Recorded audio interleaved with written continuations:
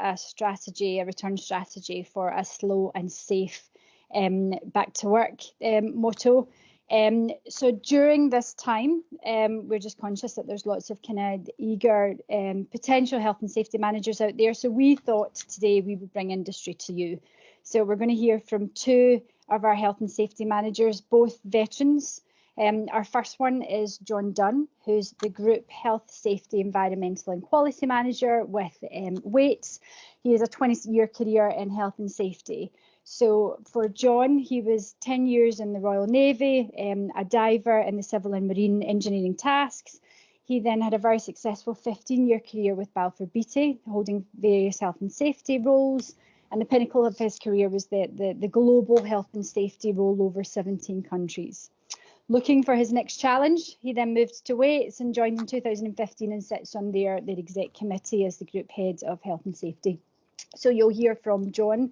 Our second speaker, Liam Simpson, so health, safety, environmental and quality manager at Wilson James. He served for 10 years in the infantry battalion in Cheshire. He left as a senior NCO in 2013. So to kick off his civic career, he moved into the private security sector in the Middle East. In 2015, he joined the British oil and gas service provider Weir as a security manager. He completed his NEBOSH course during that time and then moved over to the health and safety team for Weir. And in December 2019, he joined Wilson James in their security sector as a health and safety manager.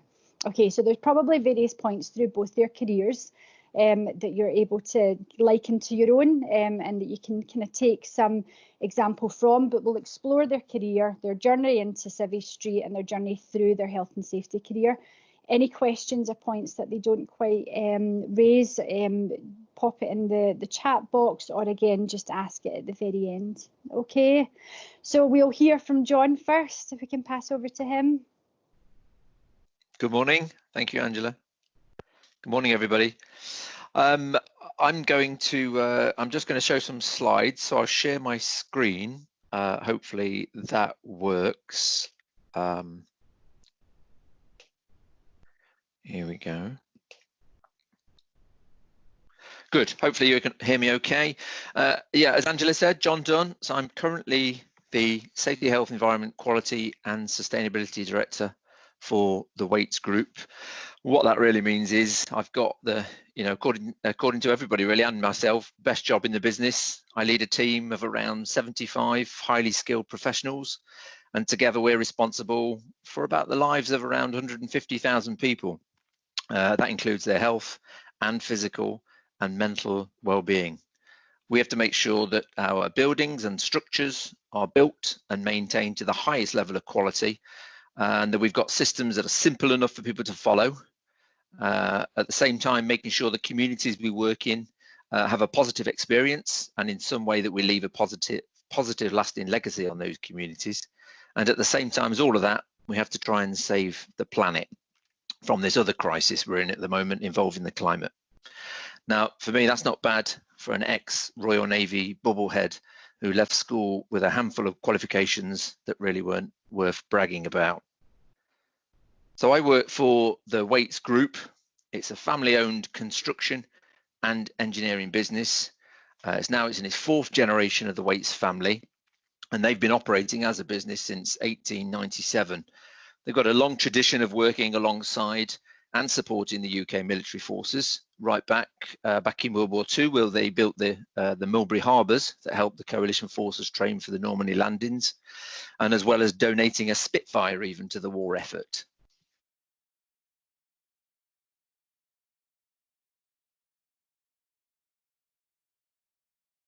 There's a picture of a building, okay? and I just wanted to really show you the mix of projects that we do at Wates, a mix of public sector developments. It could be a 20-story commercial office tower.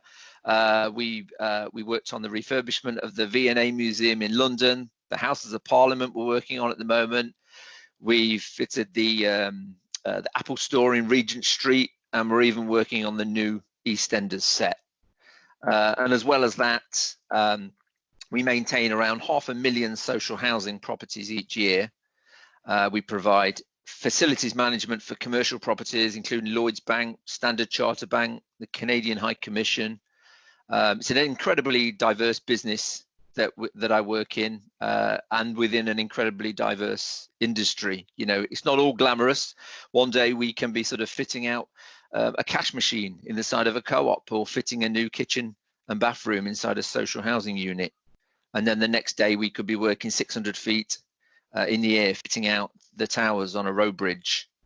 It's a fantastic industry. For me, the best industry to work in. Every day is truly different. It's always presents a number of challenges, and it takes a different kind of person to work here. You know, you need qualities like discipline, perseverance, determination, skills needed such as communication, leadership, problem solving. And I'm sure that all of you listening here today, that sounds very familiar. And you'd be right, because these are all the qualities and skills that come as pretty much a standard to an ex or serving member of the armed forces. And for me, really, I thought there was a time that this for me was the best job that existed, and one that I never thought I'd want to leave. I was a clearance diver, as Angela said, in the Royal Navy for 10 years. I traveled the world, trained in bomb disposal, mine clearance, had the privilege of working with UK and international special forces. But really what this part of my life was doing was preparing me really for what lay ahead. And I have to admit, that was pretty scary when I first left the forces. It was sort of, you know, I was at crossroads. What do I do? You know, I'd been part of an adventure of a lifetime. I didn't think I'd be able to do anything else or fit into civilian life. When I left the senior service, the Royal Navy, my first job was in commercial diving, working on an offshore pipeline. But what I found really was it was totally different to the world I was used to. The other divers were totally unprepared, very unprofessional. The kit they were using was not maintained to the standards I was used to. Quite frankly, the dive planning was nothing short of reckless. So I just thought, this is not what I wanted to do. You know, I wanted to sort of move on. I wanted to get into something where I had a bit more control of. And to cut a long story short, really, because so much, they threw me off the dive barge the next day, and but it opened up opportunities to me. I was actually offered a project safety advisor role, quite a low sort of role, not a senior role at all, but it was an opportunity. It was the first step that I needed to get into the health and safety profession. Did I really know what I was doing? Not really. Was I worried? No, not really. I had doubts, but I could use the skills that I'd learned in the military here in civilian life. You know, I'd been in much tougher situations. I'd overcome far bigger challenges, like all of you. I'd received the best training that anyone could ever experience. Yes, this civilian life and the health and safety world was new to me, but it was well within my sort of skill set. And from there, literally, I took any job in health and safety that I thought would help me gain more experience, not necessarily the highest salary or the closest to home, but anything that I thought would give me more experience, a much more varied sort of look. I got some work with a specialist health and safety consultant. Not great pay at first, but it provided me with a huge amount of experience. I was prepared to travel where and when the other employees wouldn't. You know, once it took me 3 days. One of the first jobs I did was it took me 3 days to travel to Havergarden in Norway to inspect a wind farm for a couple of hours. Nobody else would do it because it was such a pain in the backside, but to me it sounded like a really good adventure. I carried out consultancy work with Coca-Cola, Siemens, Toyota, and at the same time I went to night college to study for my NEBOSH certificate, eventually my diploma. Some days I was traveling back and forth from Bristol to Nottingham for a night class, and then heading straight back to Bristol to be on site the next day. I made as many contacts as I could, and those were the days before LinkedIn. It's a lot easier now. But the best thing I did was I logged all that experience that I'd gained on my CV, so when people took a look at it in the future, they could see how all the diverse, or the different and diverse industries and customers and clients that I'd worked for and been exposed to.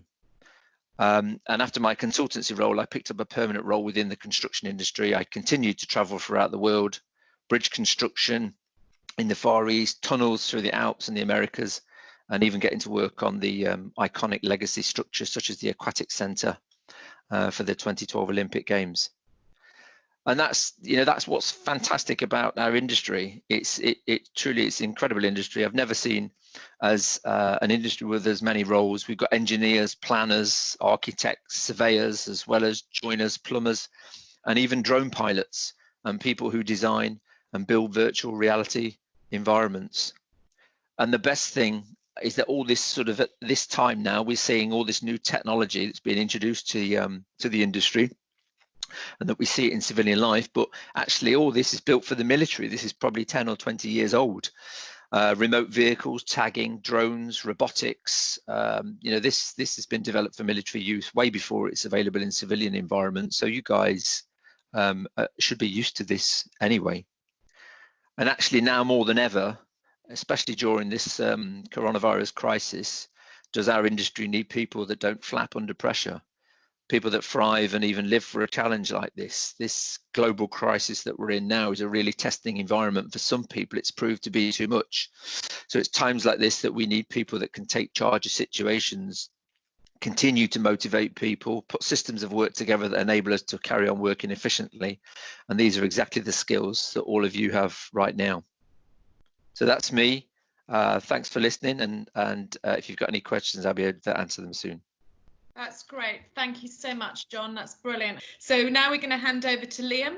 Liam Simpson from Wilson James. Over to you. Yeah, thanks, Angela, and thanks, John.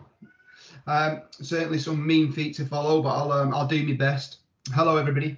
So yeah, I'm working for Wilson James only most recently since December 2019. Wilson James not as large as Wates, but we've got around 6,000 employees. We're operating across 3 different service lines in security, aviation, and construction logistics, and we've been raising standards for over 25 years, and we've got a clear vision to deliver excellence on every single project that we do to our clients and customers. For me, I will quickly go over my transition because it was a little bit more recent than what John's was in 2013, and I would just briefly touch on my experiences out in the Middle East, and then most recently when I transitioned back to the UK in December 2019. So transitioning for me, and I suspect maybe for a number of you as well, was pretty much one-dimensional, and I didn't really have much depth to it at the time. And in the end, it was okay for me because I got offered quite a good role out in a security role out in the Middle East, and I was able to take early release, which was 6 months pre my release date. Which was good for myself. Looking back at the time, it wasn't very much welcomed by my immediate chain of command, although for myself now, looking back nearly 7 years on, I've never really had much regret. Unfortunately, that hasn't been the same story for many colleagues and people that I have served with who have got out. They've had their own struggles and suffered a number of setbacks and actually found himself with no other option but to rejoin. I'm a true believer that everything sort of happens for a reason, and I can say that the choices that I made I'm fairly happy with. One key learning point I would like to bring out to everybody is that to make sure that we make sure we have a plan A, plan B and plan C. I didn't really have that looking back, and certainly for my most recent transition, I made sure that I had that in place, making sure we know how that looks and what we need to achieve that. It'll give stability not only to yourselves but also your family as well. So operating out in the Middle East, I knew always was going to have a shelf life. So my core discipline was in security, and I recognised quickly that I needed to expand my skill set. Security has always had a close relationship with HSE, so after picking up a fairly significant role in my previous company back in 2015, I jumped at the opportunity to do my NEBOSH qualification. After qualifying, I was welcomed into the HSE team alongside my security role as well, and I was able to work with some incredibly experienced people who've been in the industry for over 30 years. from all different nationalities, and that enabled me to draw on their experiences and their skill set, absorb their knowledge, and I believe that's certainly given me the tools that I've needed to progress in my relatively short health and safety career.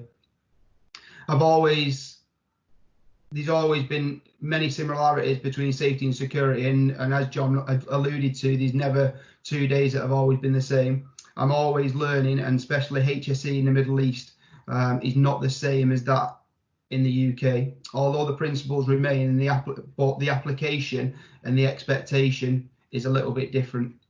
My time in the oil and gas industry was very much a hands-on approach, so I was wearing coveralls and my full PPE was on every day, working alongside the guys, whether it would be in the field or where it be at our sort of service facilities. The key challenges I found out there was working with so many different nationalities. They've not always had the same education around health and safety as what we found ourselves in, and we've grown with it quite significantly over the last 10 years. So trying to change that behaviour, trying to change that culture presented its challenges. For me, working out in the Middle East, I saw it as an opportunity from getting out of the military, and it would maintain that structure and that routine. I was able to plan with my rotation up for 12 months in advance. And also another key benefit was obviously the money as well. However, the downside to that is, with a growing young family, it become more and more difficult over the last 2 years. So I wanted to try and transition back to the UK whilst my children were still young and get back into that normal way of life. So in December 2019, I decided to take quite a significant leap in a new chapter, and today I've been with Wilson James almost 4 months. My second transition was much more carefully planned and thought out than what my first one was. I'm taking an opportunity with such a well-established company across the UK was a great opportunity that I couldn't turn down, and offers plenty of opportunities, not only in the security sector that I'm working in now, but also aviation and construction. Health and safety within the security space, as I said, is a large contrast to that of the Middle East, and the focus is really on quality, health, safety and the well-being of all our employees, and most of all our legal duties as an employer. Our compliance portfolio is extremely tight, and we immerse ourselves in the highest of industry standards. With that comes a lot of due diligence, inspections, and an element of audits across multiple sites throughout the UK. And I think the key things for us, sustainability wise, is the effectiveness of the behavioural change, maintaining our safety culture, and continuing to improve our felt leadership throughout the business, whether that be the CEO all the way down to the security officer or the logistics guy on the ground. Just switching over, and some key points I wanted just to bring out that may be beneficial to you guys going through the transitional period and going through your training, and what training looked like to me. So for me, training never stops, and it's always a personal development. Those amongst us, and I'm sure there's a few who don't really have the academic background, it's more important than to try and balance the practical experiences that we've gained throughout our military career, and put them into the correct skill set and really understand what's going to be beneficial for ourselves, and not trying to run before we can walk. And knowing what I know now, I would certainly look at taking up more education within my military career than having to retrace them steps of what I'm trying to do now in my current career path. So certainly by both of them points, I would try and utilise the LCAS opportunities in the right way, making sure that you select the service providers going into health and safety correctly, and that you don't just waste the money that is potentially on offer. Also, using the standard learning credits, I'm not too sure if you still get the opportunity to use 2 through your transitional period. That may differ depending on where you are in your transition at the moment. For me, my HSE qualifications is just NEBOSH. I did look to do my construction as well. Unfortunately, due to my rotations at the time out in the Middle East, I was unable to follow that through, but that's something I'm looking to do in the near future. But also then transferable skills, I think, which have helped me definitely pick up the roles that I've done. So I was able to get a teaching qualification in the military. I've also done first aid. I've done my coaching and mentoring qualifications, and also my leadership and management. So I think a combination of all them together has certainly helped me progress to where I am at the moment. For those that potentially don't have them LCAS credits or the standard learning credits available, then maybe looking at the less expensive training to invest in, such as the IOS managing safety, and maybe the first aid at work will get you on the initial ladder going into the health and safety space.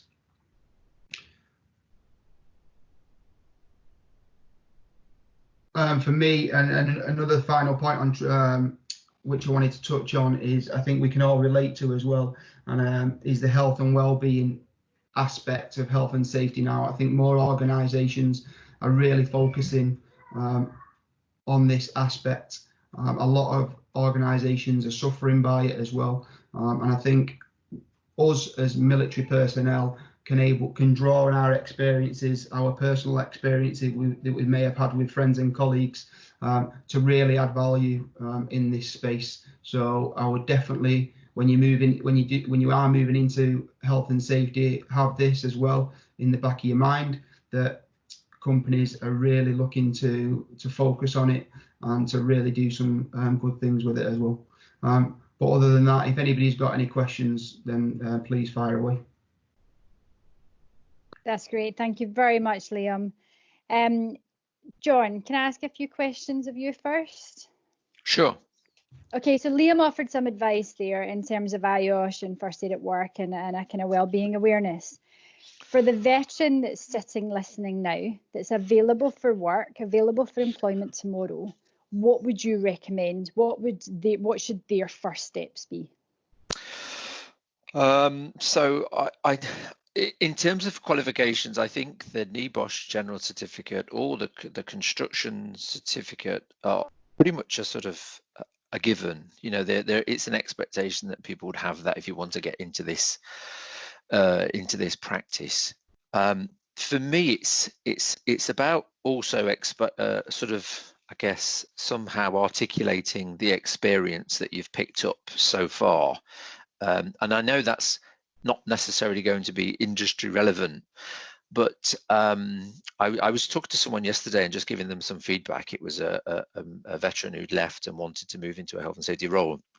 And they kind of worked their way through the CV and listed, by, literally by bullet point, carried out a risk assessment here, carried out a risk assessment there. I've done this, I've looked after people. And actually that's not really the sort of thing that grabs your attention or sort of even sort of, or sort of gets your imagination going. So what we'd rather see in terms of sort of selling yourself is actually trying to get down what you've done as part of your military career, sort of explain in a little bit more detail where you've been, what does that really mean, what sort of have you been exposed to. So that's quite, for me, that makes a difference. But I'd say that certainly as a minimum, those requirements, it's not always necessary. It depends what level you want to go in at. If you want to go in at a manager, they're an absolute necessity, even sort of working towards sort of diploma level. But if you were going in as just and were happy to pick up your first sort of role without having, admitting you haven't got the experience, even without a sort of general certificate at all, but working towards, people like me would even consider that. Okay, no, that's, and If somebody had some learning credits there or a small budget, what course would you advise, just in their own time whilst applying for roles? As I say, if they hadn't got the general certificate, I'd say that is a good start, because That would be the start. Okay. that gives you a bit of a kind of a window to all of the sort of facets of health and safety. The construction is quite specific. It covers most of the other stuff as well, but actually even just the general certificate, all that does really, and all that allowed me to do, is know where to look and give you a sort of basis of what the law is based around. It's you still have to go away and look up stuff all the time. I do even now, but it tells you where to look, and it gives you an idea of how the sort of law is structured around health and safety and what the sort of practice is all about, basically. So yeah, I'd say that's the first thing. Yeah, Okay. You don't necessarily have to jump off and go and do a sort of MSc in in health and safety, not at all. Okay, and if you had a veteran who was perhaps in their kind of 20s, 30s and 40s, some safety experience from the military, but not lots, should they be looking at an education route, or is there enough there to call on their experience to help land a role?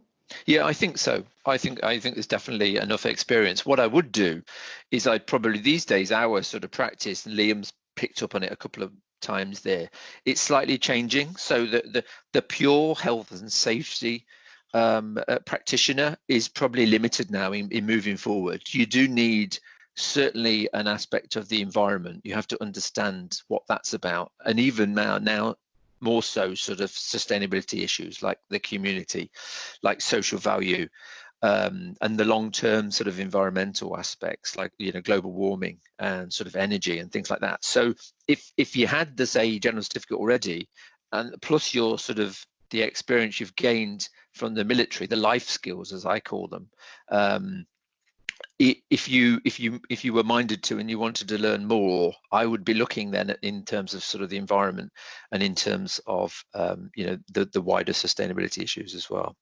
And mental health is such a big focus area now for our industry, especially. So things like well-being and mental health as well is really important. Okay, and a question to both of you, and it's some of the questions and the points that are coming through. We've got some candidates that have got a wealth of education and certificates and experience from their military days, and we've got some that don't have any. But regardless, it's that jump from military to civvy in the health and safety role, that stumbling block of you don't have any industry health and safety experience. So that seems to be kind of a few of our colleagues on at Build Force are encountering that. What would your advice be there? The employer, they're successful, they feel they're successful in an interview, they've got lots to offer, but that employer needs a health and safety manager to start tomorrow and to hit the ground running. And probably for that reason, they're not as successed.What would your advice be in that situation? Okay, so I mean, I personally don't understand why. You know, I had a choice about a year ago with a sort of, you know, a trainee, to take on a trainee straight from university who wanted to get into a you know, a support service role, a HSE role, or I had the choice of taking someone from the RAF who'd spent sort of 22 years in the RAF, who wanted to come in and learn all that they could, and appreciated that they didn't have any experience in the industry at all. So I took on the individual from the RAF because I knew they'd hit the ground running. Then I knew they'd be able to communicate with people. I knew that they would be able to sort of take charge of a situation. They wouldn't panic. And the graduate engineer was a bit of an unknown to me, had great technical education, you know, a very good academic background, but I thought they'd be learning from scratch, whereas the individual from the forces I knew would be able to cope with the pressure from day one. So I'm really surprised that that is happening. I think where they might sort of not be selling themselves, as I say, is actually bringing to life their experience from the military. So, you know, as I say, I talked to somebody yesterday who's working through Build Force, and, you know, his one line in his CV that he sent me talked about his, you know, taking charge of a number of people in Afghanistan, and actually that really, he sold himself incredibly short there. And I sort of said, explain to me what you've done. And he explained to me what he did.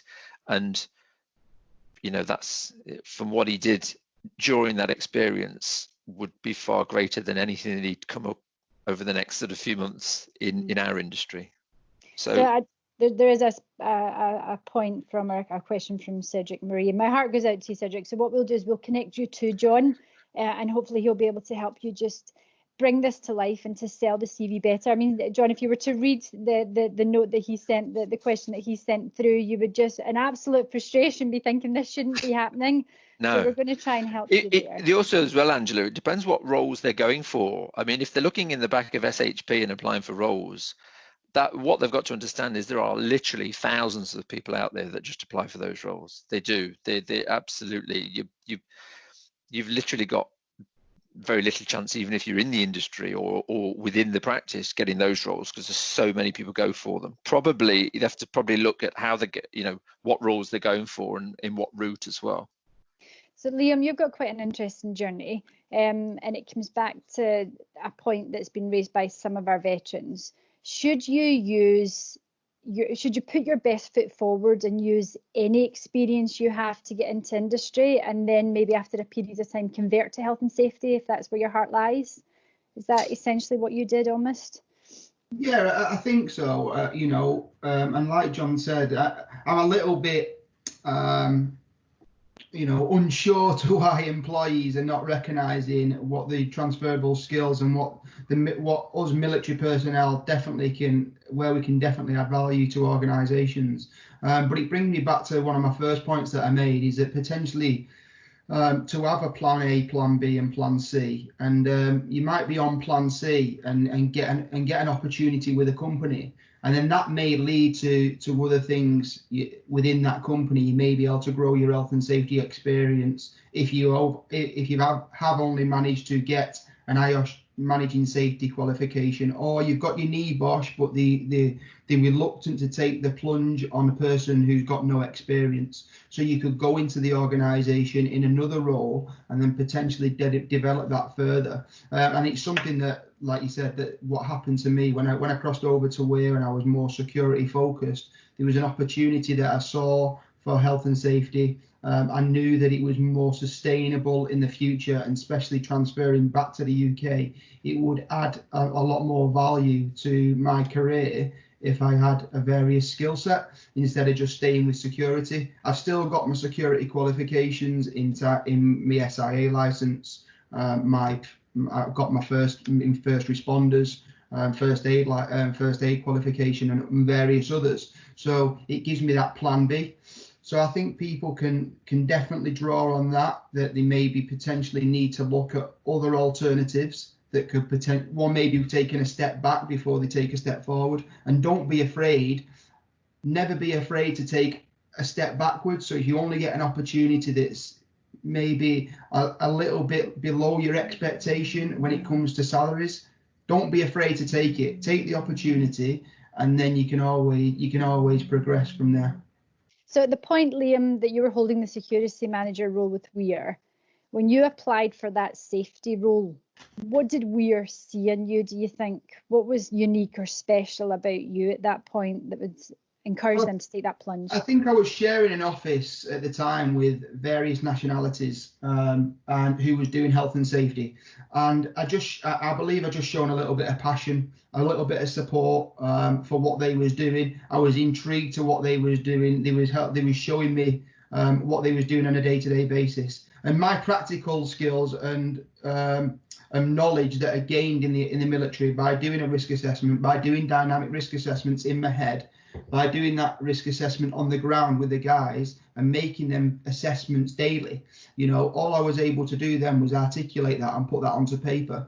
And basically that's what health and safety is as an element, is managing risk. And being a military personnel and doing various tours, I was able to do that quite naturally. And that's sort of, I believe that's where my first steps started. Somebody then looked at me and said, would you be happy to do this as a way forward to support the business? And I took that opportunity on board, and you know, and it's just grown from there, really. So to both John and Liam, so Josh and Cedric have asked a very good question. So where can you get basic health and safety experience? So the best thing to do, and we've done this a few times over the last couple of years, is even if you have to go out during any leave that you've got, even before you leave the services, and spend a few weeks with regional advisors. Certainly in our business, we've had guys that have spent 2 weeks of their leave with us, and they've just travelled around the sort of parts of the business and picking up experience. They're shadowing basically one of our regional advisors or regional health and safety managers, and then they gain experience that way.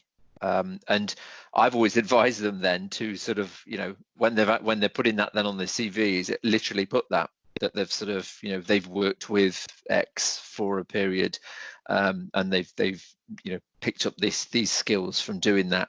And that's probably one of the simplest ways and easiest ways, just to shadow somebody, get in with an organization, volunteer your time, and certainly if you can sort of find out who in that organization is probably from a military background anyway, then they will understand the challenges that these individuals have in trying to sort of make that sort of transfer across.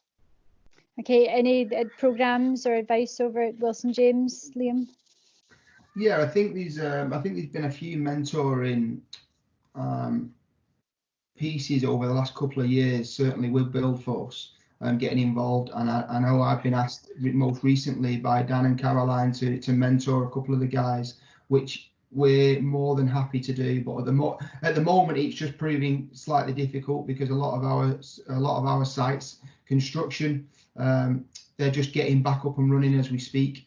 But security sites as well, they're maintaining the presence on the ground, but obviously practicing the social distancing. And at the moment, it will be a little bit difficult to get the guys out. I mean, I've certainly got a couple of names already that when we do start getting back to some kind of normality, then the guys can come out with myself or the other construction guys that are geographically more based in the south than they are in the north. But that's definitely on the agenda. We can never guarantee with the mentoring opportunity that there's ever going to be a placement at the back end of it, but certainly it gives them an insight into what the expectations can be within the industry. Okay, John, and during this time when there's huge reviews being done across the industry to look at which sites we can mobilise, which ones we can return the guys to safely. Yep. Is there any opportunity for the veterans in this space, whether it's kind of desktop reviews or shadowing virtually, or because what I don't want to be, or what I don't want them thinking is there's no opportunity for them for the next couple of months whilst we're in lockdown. Is there any kind of vision of hope that we can give them, or any advice that they could pursue? Well, yeah, I mean, it's very challenging at the moment. Even myself, I class myself as a sort of non-essential visitor, so I'm not going to sites. So I guess site visits, certainly for this period, is sort of out of the question. But there are things that could be done, even if I guess from the guys that are serving currently or have just sort of recently left, it would be worth them offering to look at sort of what we class as our standard operating procedures at the moment, how we are operating within this environment. Is there anything more we could do or should do? Is there anything that they can draw on their own experience from working in sort of hostile environments that they're used to, that we could actually learn from? I mean, that would be incredibly proactive if there was anything that, because again, they're putting themselves out there and they're saying, look, I'm just offering some assistance or support to you, because this is very new to us as an industry. It's new to us as a sort of as a sort of nation, as a society. So but for someone in the military, again, I was talking to someone recently about sort of home working and and they were sort of saying, you know, my family's going crazy, but I was explaining to them how I was sort of, you know, locked down in sort of, you know, Afghanistan or Northern Ireland or something like that for a period of time, and that's really where you sort of have to sort of self-isolate. Those periods are really challenging in testing, so this environment is pretty sort of basic for them. And it's kind of like that would be a good start actually, to look at that and sort of probably volunteer some sort of time to look at. Okay, so during this time then, where safety is going to be paramount in terms of reviewing whether sites go live and when they actually do go live on site, do you think there's going to be more opportunities for recruiting health and safety managers over the next few months? I actually think, you know, and I'll give you an example here. So I've noticed that during the last couple of weeks, there have been people that are in really senior health and safety roles that have pretty much put their head in the sand because they don't know how to sort of deal with this situation. They've panicked. They've not reacted. And actually, this environment and these times are really where we should excel as health and safety practitioners. And that's where I think the people from a military background would excel. The people that I've kept on and not furloughed, for example, is an ex-captain from the engineers, ex-regimental sergeant major, a guy from the RAF, another engineer. These guys, I know that in this environment are not panicking. They're not flapping. This is just basic stuff for them to control. So there will be roles, but I think that actually people might take this as an opportunity to view the people that they might need going forward. So it might be less sort of technical experience and industry experience. It might be somebody who's going to be able to sort of keep their head while others around are losing theirs. Okay, and that question came from Scott Turnstile. So thank you for that, Scott. That was a great question. Scott also asked an initial question a few minutes ago. He's saying that he's got 6 health and safety qualifications with experience in the fuels environment only. Can that be transferred into logistics or the construction industry? But again, from my point of view, and Liam can sort of offer his advice. For me, absolutely, it's all transferable. The higher the risk, probably the better. But it's actually just what you don't want to do is focus purely on that experience. You want to take what you've learned from that environment and sort of articulate in a way of how it can be applied in another environment. I mean, you know, if he was saying to me that you know, could I transfer that and go and work in the sort of the food manufacturing industry? I'd probably say, well, hang on a minute, because that's quite specialist. You know, it is not even I would really want to go and work there because it's quite unique. The rail environment is another one. They're very unique areas. But general construction, if you work in the fuel industry, which is quite a high hazard environment, there's lots of transferable skills there. Okay, and Liam, for you, on a day-to-day basis then, what does the role look like in terms of how much of it is practical, how much is interaction, how much is report writing and behind a laptop? Yeah, I think there's a vast difference between what the day-to-day look like in the Middle East and being out on the ground every day and operating with the guys in the field to what it looks like now, especially in the security space. We're looking after around 80 sites in the northern region.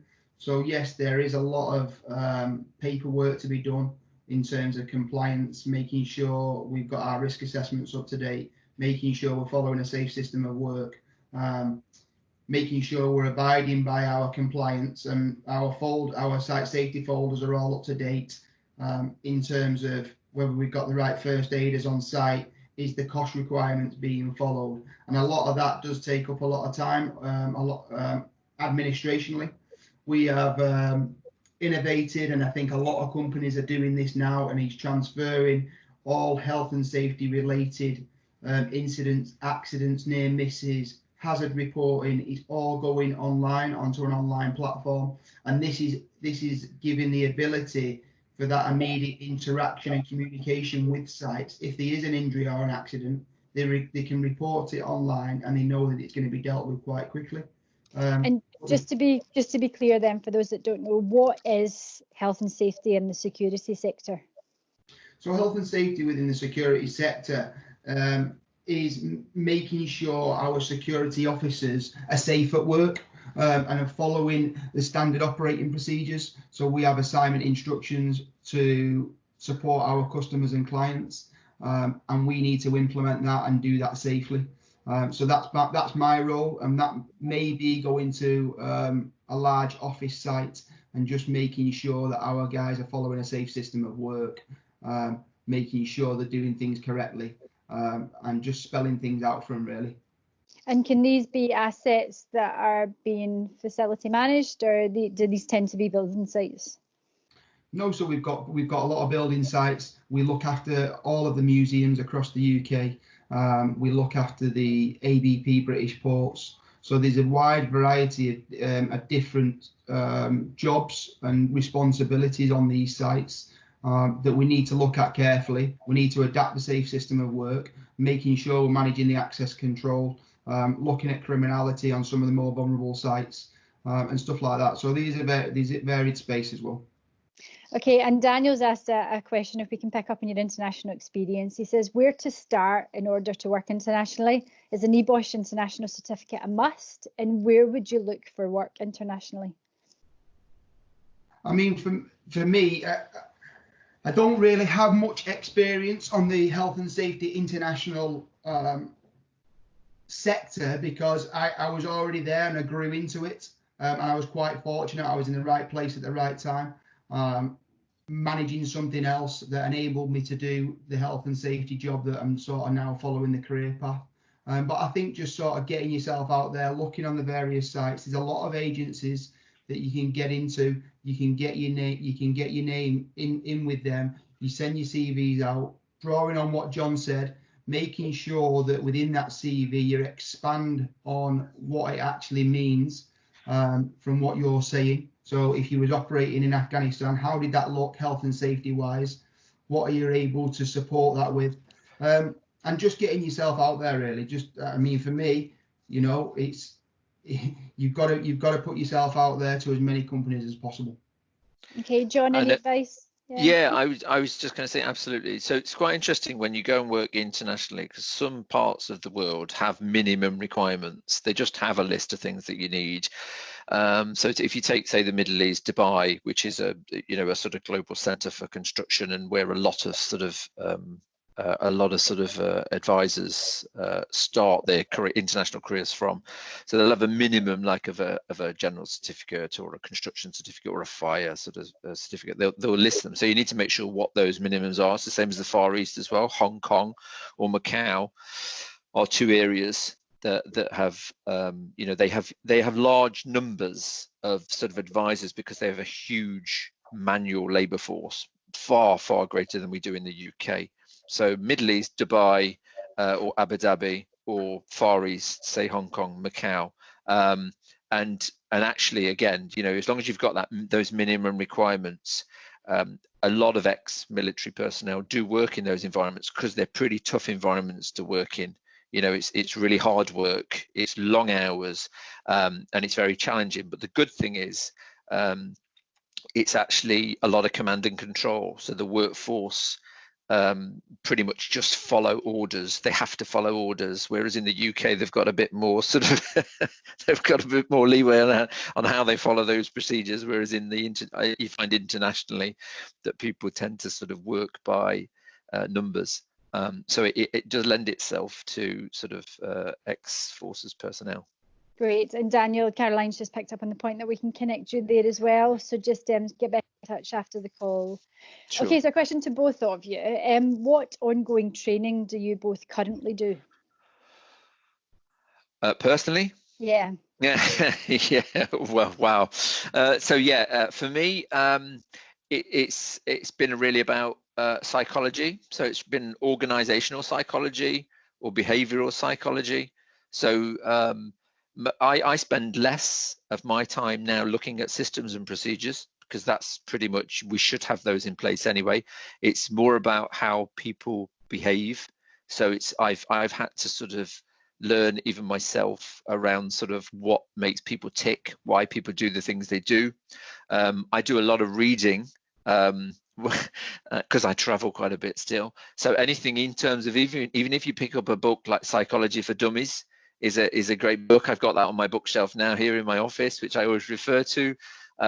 Anything in terms of sort of experience from sort of leaders, really good leaders that I sort of pick up and learn. You know, these, you don't have to go to sort of night school or anything. You can pick up a lot of things. You can read books on, you know, Alex Ferguson, anybody like that. There's a great It's Good to Great, if anybody wants to sort of read that, which is a fantastic book. There's loads of things I've learned and I quote in my sort of when I'm sort of presenting, even back to my sort of exco. And then the other one, as I said, I touched on earlier, if you can pick up as much language around sustainability, so, you know, around sort of climate change, around sort of energy, around sort of, you know, communities, social values, social enterprise, that broadens your knowledge, because in the future, I think we'll see less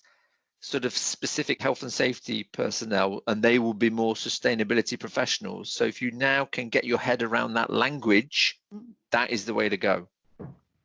And Liam, training and improvements, what do you do? Yeah, so for me at the moment, in the back end of 2018, I did the security risk consultancy course with Frontier Risk. That enabled me to get a pathway either to various masters or an MBA. And I took the MBA option. And the reason I took the MBA option is that I didn't want to focus purely on security. I wanted to look, I'm moving into the health and safety space. And as I touched on earlier, I really think to enable me to progress further in my older years, then I would need to get that academic qualification. And I think a lot of organizations really look to that to make sure you can understand, you can articulate things quite well. And I'm still learning, I'm still developing. So I took an option to go on the MBA route, and I'm currently on module 2, hoping to complete that by the year end. And at the same time, I'm looking to also do the construction health and safety qualification either at the end of this year or early into 2021. Wow, okay, that's really impressive. Listen, I cannot thank you both enough. Thank you very much. There have been questions that have come through. We may have verbally touched on them, but we will respond properly to each question, whether it's connecting you to someone or just giving you a call to make sure that you've got the answer that you need. So we'll go ahead and do that. But thank you both, John and Liam. No problem at all. Just Pleasure. in these last 2 minutes, I'll pass back to Caroline. Thank you very much. Hi everyone, that was brilliant. Thanks guys, really appreciate that. So just to say, this was the first of many to come. So we have a schedule of events booked in. I will obviously keep in touch with you all on these, but they are on the 29th of April, we have project management with our alliance partners Amy and Faithful and Gould, followed by the 13th of May, we have one on site management with Home Builder, Prospect Homes and Care, so you get the 2 different aspects to that. And then on the 27th of May, we have a logistics one with FH Care HS2 and Balfour BT M4 Smart Motorway. And then alternate weeks, we have also, John touched on it earlier, how important it is to keep on top of it. It's our mental health and wellbeing sessions, and so they're alternate weeks. As I said, I will get in touch, but just get in touch if you want to know more about these, and also if you want to further connect with John and Liam, then I can do that for you. Great. Okay, thank you everyone. Okay, Thank stay you. safe. Thank you very much. Bye-bye. Thank you. Bye. Bye.